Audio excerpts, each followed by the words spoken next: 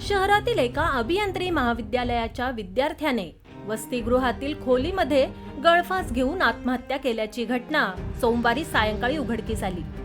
मूळ बीड येथील रहिवासी असलेला विश्वंभर खडके हा विद्यार्थी GH Raisoni institute of engineering या अभियांत्रिकी महाविद्यालयात ENTCच्या पहिल्या वर्षाचं शिक्षण घेत होता.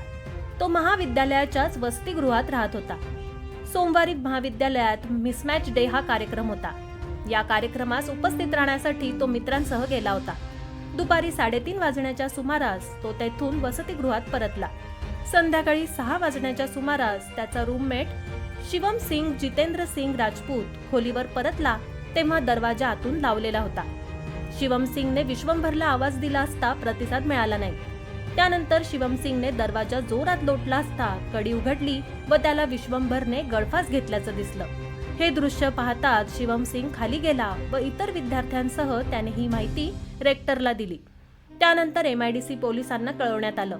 नंतर मृतदेह शासकीय वैद्यकीय महाविद्यालय व रुग्णालयात नेण्यात आला.